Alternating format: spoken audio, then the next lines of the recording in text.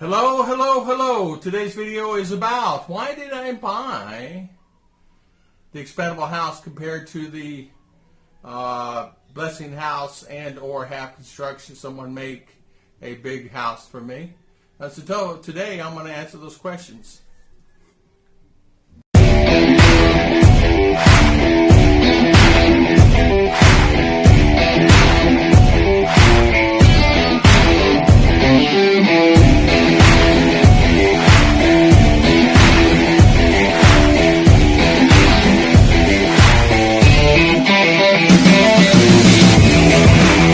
Karaoke going on, and that's the reason why I'm in the blessing house today.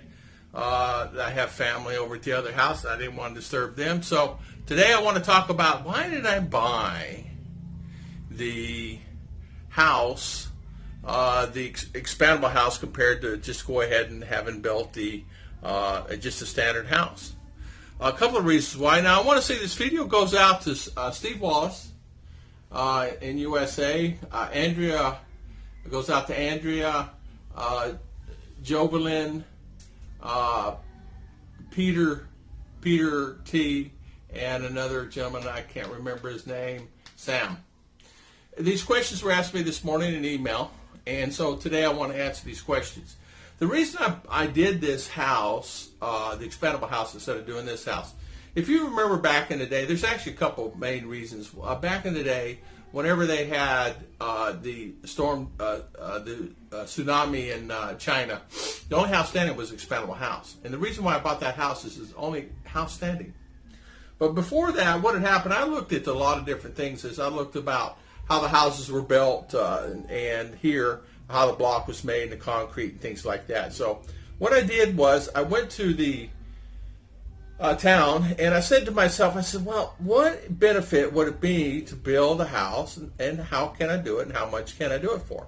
But I noticed, a lot of people that's actually doing work on the houses, they're qualified. They can do a great job and a fantastic job, just like my family did on this house. But it's the concrete and the things like that. It's substandard concrete here, and what I mean by that, the concrete itself does not have any hole ability.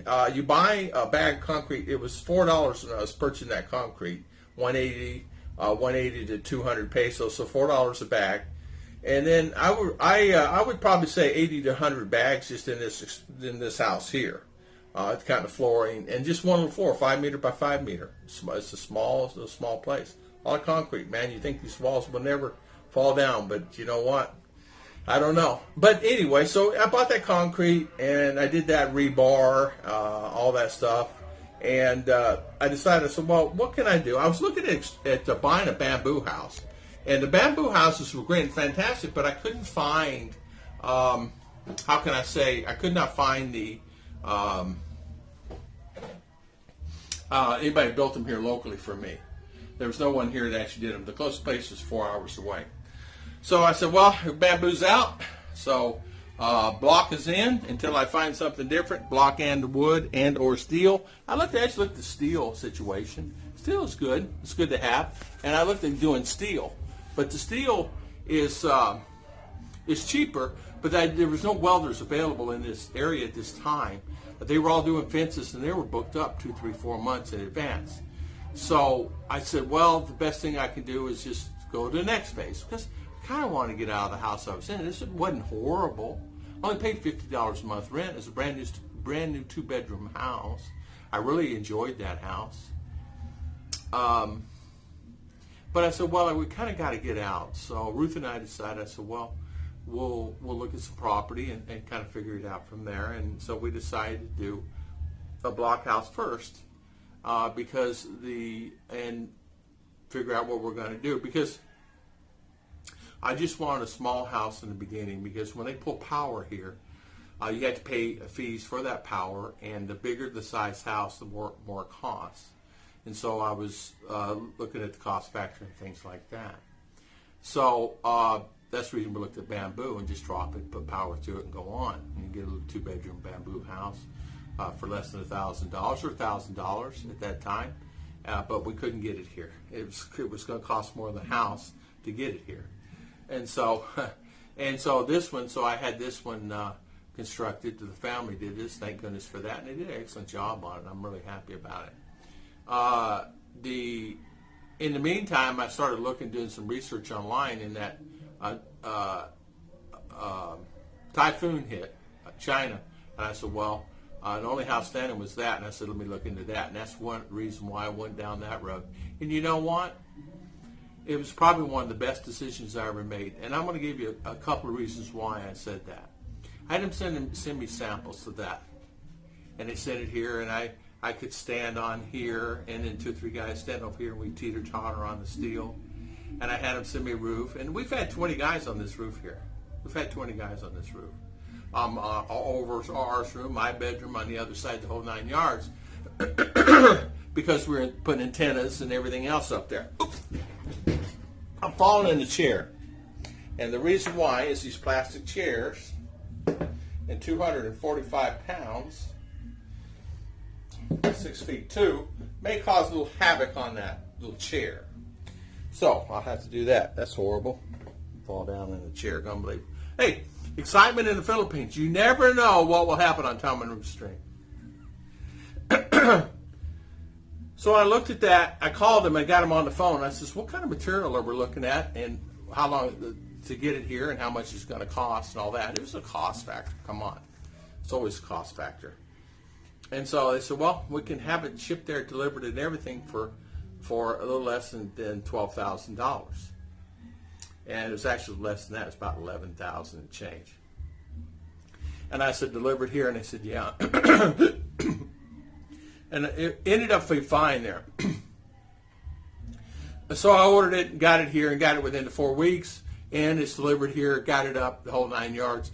And the most important thing about this house, more than anything else, on the Expandable house is I can pick it up and move it. You can't do it in a standard house. If, God forbid, something would happen, say the streets flood or hurricane came through or we had demolished here or something happened, I could pick a house up and move it somewhere else in a more safer place if that happened. I could actually take this house and move it to wherever I want to do. And that's another reason why I decided to do this house instead of new construction here. New construction is great and fantastic, but the quality of the products here is a little on the substandard. The rebar is fine. The concrete is a little on the poor side. It took me forever to get a lot of that done. And at that time, there was no cement mixers. There was no cement mixers here. We had no cement mixers. Now they have that available. There are cement mixers available. Now there are concrete places available. You can actually have them come and drop 5 yards, 10 yards of concrete on your property, no worries. So back in that day, you had to do it all by hand. They bring the river rock in. You had to sift it, and then you put it in here, and then you put it in a bag, and they carry it by bag, put it on the shoulder, and carry it over and dump it on the ground. Go another bag, dump it on the ground, then you add the concrete to it, then you add the water to it, then you mix it all up. So you have 4 or 5 bags of concrete there, right? And then that's what they do, and they mix it up. Wow, a lot of work, right? Just to build a little 5 meter by 5 meter. No, and that they've done construction here. I mean, the 7-Eleven in town was built that way.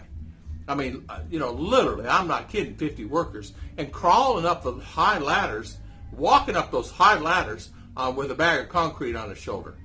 Some of the strongest men on this earth is Filipino. Anyway, and that thing just ricking and roaring, and they climbing up that thing. I mean, I was watching it. So I said, well, I'll just do this, and we'll get the house done, and then I'll order the house. We got it here. We opened it up, and a worst case scenario, I can actually pick it up and take it to another place, another location, or whatever. Ruth and I can actually take it, and we decide we want to move it somewhere. We'll move it somewhere. Take this property and, or whatever. I'm just saying, you can do anything you want with it. But that's the reason why I did that. So the guys that asked me today on email, I told them I'd do an email about it today. Here's your answers for it, and I hope you guys really enjoy it. But we decided to take advantage of that and do that at that particular time. And not only that, another positive aspect of this thing, one of the most important things, it's earthquake resistant, fire resistant, cockroach resistant, really no cockroaches, no bugs, no rat. I mean, nothing. It's USA. Tight house. You could throw aircon on it. I run it 24/7, and I have aircon in that house all the time. This one has aircon. It's upstairs. It's sitting on the floor. But all we have is put it in a window and plug it in, and you can have aircon here. I mean, you could easily do that, and that's not a problem here. Somebody to stay here. So I do want to talk about that. So this is for the guys that were asking me, why in the world would you buy an expandable house compared to the house here? A few weeks ago, we went to CDO, and Ruth and I were looking at the right off the side of the road there, and of course we're looking at the same time. She's sitting in the seat here, and I'm sitting in the middle, and somebody else over there. It's kind of a messed up deal on the bus. But anyway, we when we were doing that, the highway department bought 2 of these. So there's 2 of these here in the highway department here in this area. So that's a really positive thing. You think about that. That's such a positive factor into that. So that's one of the reasons, a couple of good reasons why I decided to do that. And I'm glad that we did that. 2, you think about another thing. Here's another thing. I don't have to worry about buying the windows. I don't have to worry about the electrical for the house that's already in it. I don't have to worry about the plumbing in the house. I don't have to worry about hiring any kind of other contractor other than an electrician, a plumber. All you had to do is hook the hose up to it, and waste management, hook your waste management up to that, and you're ready to rock and roll. And I did my own septic here, as you guys know. I did a video on that. And so real easy. And the good thing about the septic system I have, it has a leach field, which they don't have leach fields here. They don't know what leach fields are. So the good thing about this, it'll last a lot longer, and I'll have a long leach field, and so it's actually a benefit for everything here. And the waste, where there, it just seeps through the walls on the concrete. Here, it's in barrels, and so there's no waste, and so it's not going into the system other than the gray water coming out, and there's nothing better. There's nothing wrong with the gray water. So I want to thank everybody for watching. God bless, and thank you so much.